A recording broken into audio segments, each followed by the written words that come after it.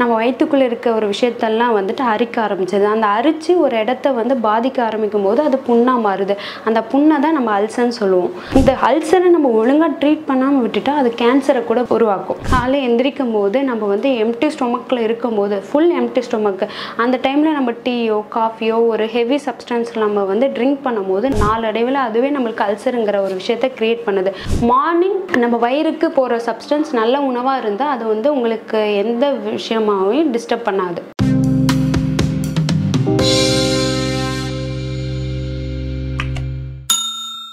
Yoga media பார்த்துருக்க உங்கள் அனைவருக்கும் இந்த மோகனின் வணக்கம். மேடம் சௌமிலா டாக்டர் அவங்கள தான் மீட் பண்ண வந்திருக்கோம். மேம் வணக்கம். மேடம் வணக்கம் சார். நல்லா இருக்கீங்களா மேம்? நல்லா இருக்கேன் சார். எப்படி இருக்காங்க உங்கள் டீம் மெம்பர்ஸ் எல்லாம்? All is fine madam. Madam, இந்த ஜென்ரேஷனில் வந்து நிறைய பேர் ஈஸியாக அஃபெக்ட் ஆகிற ப்ராப்ளம் என்னென்னு பார்த்தீங்கன்னா இந்த அல்சர் ப்ராப்ளம் தான் மேடம். ஸோ அது வந்துருச்சாங்கிறது அவங்களுக்கே சம்டைம் புரிய மாட்டேங்குது. இதை பற்றின சரியான அவேர்னஸ் இல்லை. இந்த அல்சர்னா என்னங்க மேடம்? இந்த உலகத்திலே மிகப்பெரிய புத்திசாலி யாருன்னு பார்த்தீங்கன்னா நம்ம உடம்பு தான். மிகப்பெரிய கடமைசாலி யாருன்னு பார்த்தீங்கன்னா நம்ம உடம்பு தான். ஸோ அதனோட விஷயத்தை நம்ம டிஸ்டர்ப் பண்ணாமல் இருக்க வரைக்கும் அது நம்மளை எந்த டிஸ்டர்பும் பண்ணி நம்ம பாடிக்கு எந்த டிஸ்டர்பன்ஸும் கொடுக்காது. ஆனால் அதை நம்ம டிஸ்டர்ப் பண்ணும்போது நம்மளுக்கு வந்து டிஸ்டர்பன்ஸ் ஆகும். டைமுக்கு நம்ம இன்கேஸ் சாப்பிட்லைன்னா நம்ம டைஜஷன் ஆகிறதுக்கு ஒரு ஆசிட் சுரக்கும்ல, அந்த ஆசிட் வந்துட்டு என்ன பண்ணோன்னா டைமுக்கு சுரந்துடும். பட் டைமுக்கு நம்ம ஃபுட் கொடுக்காத போது என்ன ஆகிடுதுன்னா அதுவே தனக்கு ஃபுட்டு தேட ஆரம்பித்து நம்ம வயிற்றுக்குள்ளே இருக்க ஒரு விஷயத்தெல்லாம் வந்துட்டு அரிக்க ஆரம்பிச்சது. அந்த அரிச்சு ஒரு இடத்த வந்து பாதிக்க ஆரம்பிக்கும் போது அது புண்ணாக மாறுது. அந்த புண்ணை தான் நம்ம அல்சர்னு சொல்லுவோம். ஸோ அதை வந்து வயிறில் மட்டும்தான் அல்சர் வருமானு கேட்டால் நிச்சயமாக கிடையாது. அந்த அல்சர் வந்து வயிறுக்கு, oesophagus, so like mouth ulcer வரைக்கும் கூட விஷயம் இருக்குது. இந்த அல்சரை நம்ம ஒழுங்காக ட்ரீட் பண்ணாமல் விட்டுட்டா அது கேன்சரை கூட உருவாக்கும். மேடம், இப்போ அல்சருக்கு வந்து நம்ம டைமுக்கு சாப்பிடாதது மட்டும்தான் ரீசனா, இல்லை அதை தாண்டி வேறு ஏதாவது ரீசன் இருக்குங்களா? அல்சர் வர்றதுக்கு நம்ம எடுத்துக்கிற கரெக்ட் டைம் சாப்பிடாதனால மட்டும்தான் அல்சர் வருமானு கேட்டால் நிச்சயமாக கிடையாது. நிறைய ரீசன்ஸ் இருக்குது. மெயினாக வந்து பார்த்திங்கன்னா சில பல இஷ்யூஸ்னால நம்ம வந்து டேப்லெட்ஸ் எடுத்துக்கிறோம். அதனால் கூட அவங்களுக்கு மெயினாக அல்சர் வரும். நெக்ஸ்ட்டு வந்துட்டு தண்ணி ஒழுங்காக குடிக்காமல் இருந்தால் கூட அவங்களுக்கு அல்சர் வரும். நிறைய மன அழுத்தம், ஸ்ட்ரெஸ் இருக்கிறவங்களுக்கு வந்து இது ப்ராப்ளம் இருக்கும். நெக்ஸ்ட்டு வந்துட்டு ஆல்கஹால் இன்டேக் எடுக்கிறவங்க, நைட் ஃபுல்லாக ஆல்கஹால் குடிச்சிட்டு காலையில் எழுந்திரிச்சதுக்கப்புறம் டீ காஃபி இந்த மாதிரி இன்டேக் பண்ணுறவங்களுக்கும் வரத்துக்கு சான்ஸ் இருக்குது. இது மாதிரி நிறைய பல காரணங்கள் நம்ம சொல்லிக்கிட்டே போகலாம். இதுதான் மெயின் காரணம். சில இன்ஃபெக்ஷன்ஸ்னால கூட உங்களுக்கு அல்சருங்கிறது நம்ம கவனிக்காமல் விடும் போது அது வந்து அல்சராக மாறி கடைசியில் வாமிட்டிங் அந்த மாதிரி ரொம்ப லீட்ஸ் டு பெரிய பெரிய கம்ப்ளைண்ட்ஸ் வரதுக்கு கூட காரணமாக இருக்குது. ஸோ அதை நம்ம இப்போவே வந்து டயக்னோஸ் பண்ணிவிட்டு ஐடென்டிஃபை பண்ணிக்கலாம். பல காரணங்கள் சொல்லலாம். இது வந்து சாப்பிடாமல் இருக்கிறதுனால மட்டும்தான் வருதுன்னு அப்படியெல்லாம் இல்லை. நம்ம எடுத்துக்கக்கூடிய உணவு கூட நம்மளுக்கு வந்து மெயின் காரணமாக இருக்குது. ஸ்பைசி ஃபுட்ஸ் எடுக்கும் போது, இது outside foods means like காலையிலேயே போயிட்டு கடையில் வந்து அதிகமாக சாப்பிட்றதுனாலையோ, ரொம்ப மன அழுத்தம் இருக்கிறவங்களுக்கு, நிறைய தண்ணி அதிகமாக குடிக்காதவங்களுக்கு, லேக் ஆஃப் எக்ஸசைஸ் எடுத்துக்கிறோம். எப்படி எக்ஸசைஸ் எடுத்துக்காமல் இருக்கும்போது நம்மளுக்கு என்னன்னா டைஜஷனுங்கிறது ஈஸியாக இருக்காது. ஸோ ஃபிசிக்கல் ஆக்டிவிட்டி லெஸ்ஸாக இருக்கிறவங்களுக்கும் அந்த டிஸ்டர்பன்ஸ் இருக்கும். மெடிக்கேஷன் மெயினாக வந்து இந்த English medicines means like many இஷ்யூஸ்னால நம்ம இப்போ எல்லாருமே வந்துட்டு மெடிசன் எடுக்க பழகிட்டாங்க. ஸோ அந்த மாதிரி மெடிசன்ஸ் எடுத்துக்கும் போது அவங்களுக்கு நிச்சயமாக வந்துட்டு அல்சர் வர்றதுக்கு 95% சான்ஸ் இருக்குது. இது மாதிரி நிறைய பல காரணங்கள் இருக்குது.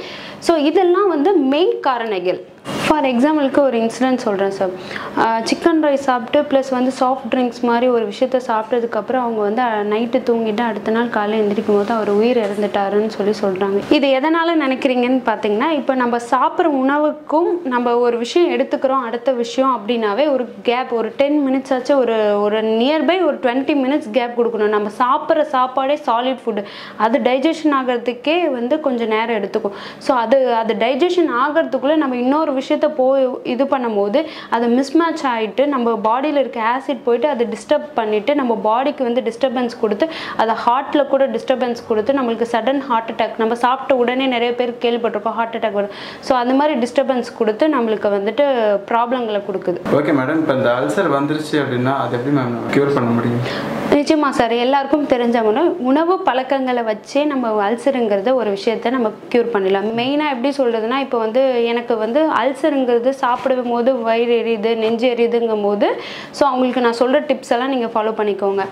மெயினாக எதெல்லாம் சாப்பிடக்கூடாதுன்னு தெரிஞ்சுக்கிட்டாவே எதெல்லாம் எப்போ சாப்பிட்லாங்கிறத தெரிஞ்சுக்கலாம். இப்போ நைட்டு நம்ம தூங்குறது 10 மணி, காலை எந்திரிக்கும் போது நம்ம வந்து எம்டி ஸ்டொமக்கில் இருக்கும்போது ஃபுல் எம்டி ஸ்டொமக்கு அந்த டைமில் நம்ம டீயோ காஃபியோ ஒரு ஹெவி சப்ஸ்டன்ஸ் நம்ம வந்து ட்ரிங்க் பண்ணும்போது நாளடைவில் அதுவே நம்மளுக்கு அல்சருங்கிற ஒரு விஷயத்தை க்ரியேட் பண்ணுது. ஸோ அதை வராமல் தடுக்கிறதுக்கு நம்ம என்னென்னா, எனக்கு டீங்கிறது ஒரு ஹேபிட்ப்பா, அதை நான் குடிச்சு தான் அவன் இப்போ டீ குடிக்கூடாதுன்னு சொன்னால் என்ன பண்ணுறது. ஸோ அவங்களுக்கு ஒரு டிப்ஸ் நான் சொல்கிறேன். என்னென்னா, டீ குடிக்கிறதுக்கு முன்னாடி ஒரு ப்ரஷ் எல்லாம் பண்ணிவிட்டு ஒரு வார்ம் வாட்டரை குடிச்சிருங்க. ஒரு ½ கிளாஸில் வந்து வார்ம் வாட்டர் குடிச்சிட்டு, இல்லை வந்துன்னா வெந்தயத்தை வந்து நைட்டே சோக் பண்ணிவிட்டு அந்த வெந்தய தண்ணியை வந்து அடுத்த நாள் ட்ரிங்க் பண்ணுங்கள். ஓகேங்களா? இல்லையா க்ரீன் லீஃபி வெஜிடபிள்ஸில் ஏதாவது ஒரு விஷயம், இது வந்து கொத்தமல்லியோ புதினாவோ எதையாவது ஒரு விஷயத்த ஜூஸ் போட்டுட்டு அதை ட்ரிங்க் பண்ணிவிட்டு அகெயின் நீங்கள் வந்து ஒரு சப்ஸ்டன்ஸ் அதை வந்து அப்போ எம்டி ஸ்டொமக்காக இருக்காது. ஸோ நீங்கள் அந்த டைமில் வந்துட்டு ஏதாவது ஒரு விஷயத்த நீங்கள் எடுத்துக்கும் போது அது வந்து அல்சருங்கிற ஒரு விஷயத்த காஸ் பண்ணாது. ஸோ இது வந்து ஒரு சிம்பிளாக எப்படி ப்ரிவென்ட் பண்ணலாம் நான் சொல்லிட்டேன். என்னென்ன ஃபுட்டெல்லாம் வந்து உங்களுக்கு இதுங்கிறது நான் வந்து சொல்கிறேன். ஸ்பைசி ஃபுட்டை எம்டி ஸ்டொமக்கில் மார்னிங் டைமில் அவாய்ட் பண்ணிடுங்க. ஸ்பைஸியாக நம்ம சாப்பிடும்போது நிச்சயமாக உங்களுக்கு இது இந்த மாதிரி கடை ஃபுட்ஸ் எல்லாம் வந்து அவாய்ட் பண்ணிக்கிறது ரொம்ப நல்லது.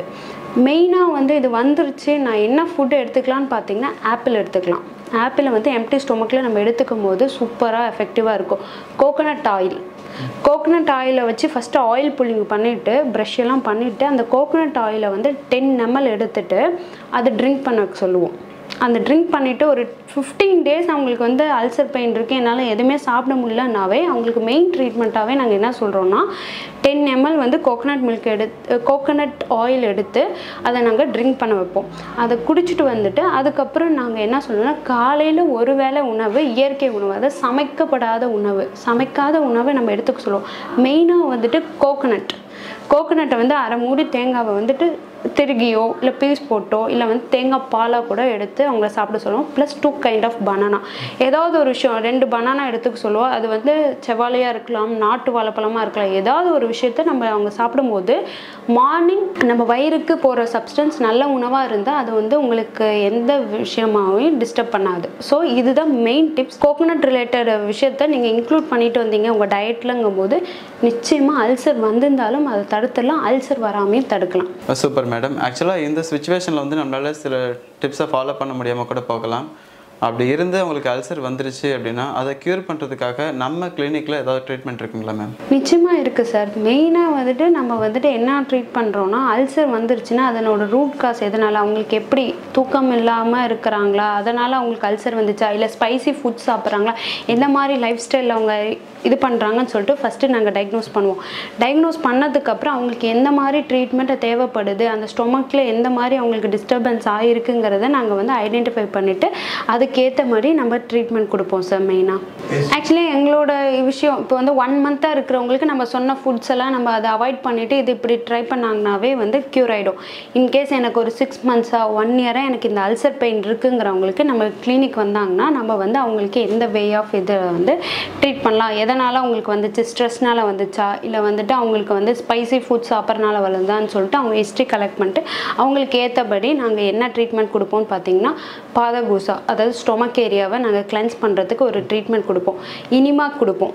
ஓகேங்களா? ட்ரிஃபலா இனிமான்னு சொல்லிட்டு நாங்கள் வந்து கொடுப்போம். அதை வந்து வயிறு க்ளீன் பண்ணிவிட்டு இது பண்ணுறதுக்கு. ப்ளஸ் வந்து சம் கைண்ட் ஆஃப் வந்து மசாஜ்ன்னு சொல்லிட்டு நிறைய வகையான மசாஜ் அந்த ட்ரீட்மெண்ட் நம்ம கொடுத்து நாங்கள் க்யூர் பண்ணிவிட்டு ப்ளஸ் வந்து டயட் பிளான் எப்படி அவங்களுக்கு சாப்பிட்லாங்கிற அந்த டயட்டை வந்து நாங்கள் வந்து ஃபாலோ கொடுப்போம் sir. Okay ma'am. Okay madam. இப்போ இந்த ட்ரீட்மெண்ட் எடுக்கிற டைமில் நம்ம ஃபாலோ பண்ண வேண்டிய ஃபுட்டில் ஏதாவது கட்டுப்பாடுகள் இருக்குமா? நம்மளுக்கு மைதா ரிலேட்டட் ப்ராடக்ட்ஸ் நாங்கள் அவாய்ட் பண்ண சொல்லுவோம். ஆயில் ப்ராடக்ட்ஸ் எல்லாம் அவாய்ட் பண்ணுறது ரொம்ப நல்லது. கடை சாப்பாடு, இது வந்து காலையிலே எழுந்திரிச்சோட்டே வந்துட்டு சூடாக வந்துட்டு டீ குடிக்கிறது, இது மாதிரி இருக்கிற சப்ஸ்டன்ஸ் எல்லாம் நம்ம அவாய்ட் பண்ணிட்டோம்னாவே ஈஸியாக. ப்ளஸ் வந்துட்டு கோகோனட் மில்க் இந்த மாதிரி விஷயத்தெல்லாம் ஆட் பண்ணிவிட்டு அவங்க ரெகுலர் டயட்டில் ஆட் பண்ணிட்டு வந்தாங்கனாவே அவங்களுக்கு வந்துட்டு அல்சருங்கிற ஒரு விஷயத்துலேருந்து நம்ம ப்ரிவென்ட் பண்ணிக்கலாம். ட்ரீட்மெண்ட் எடுக்க டைம் இல்லை அப்படின்றப்ப நீங்கள் ஏதாவது மெடிசன் ப்ரொவைட் பண்ணுறீங்களா? மேடம்? நிச்சயமா சார். நாங்கள் வந்துட்டு மெயினாக இந்த வந்து அல்சர் வந்து ரொம்ப க்ரானிக்காக இருக்குது, என்னால் எந்த சாப்பாடுமே சாப்பிட முடியல, அதனாலே எனக்கு பாடி ஃபுல்லாக கேஸ் ஆகுது, ஸோ இன்டைஜஷன் இஷ்யூஸ் வருது, எனக்கு அதனால் மோஷன் ப்ராப்ளம் வருதுன்னு சொல்லிட்டு இந்த அல்சருங்கிற கம்ப்ளைண்ட்ஸ் வந்து நம்மளுக்கு எவ்வளோ விஷயத்தை கொண்டு போய் நிற்குது. ஸோ அதுக்கான ஏற்ற மாதிரி எங்ககிட்ட ஒரு ரெமெடி இருக்குது சார். அதை வந்து நாங்கள் என்னன்னு சொல்லுவோம்னா குர்குமின்னு சொல்லிட்டு ஒரு விஷயம் இருக்குது. அதை வந்து நம்ம வந்து 1/2 கிளாஸ் லிட்டரில் தண்ணியில் வந்துட்டு அதை வந்து 4 drops மிக்ஸ் பண்ணிவிட்டு லைட்டாக பிஞ்ச் ஆஃப் பெப்பர் வந்து சாப்பிட்டு வரும்போது அவங்களுக்கு அல்சருங்கிறது 15 daysலேயே 55% நல்லா இம்ப்ரூவ்மெண்ட் இருக்குது. ஸோ இதை நாங்கள் கொடுத்தும் பார்த்தோம், சூப்பர் எஃபெக்டிவாக இருக்குது. எவ்வளோ பெரிய க்ரானிக் அல்சர், மவுத் அல்சர்லாம் ரொம்ப பெரிய இது டிஸ்டர்பன்ஸ் இருந்தவங்களுக்கு கூட இப்போ நல்லாவே குணமாயிட்டு வராங்க. ரொம்ப தேங்க்யூ மேடம்.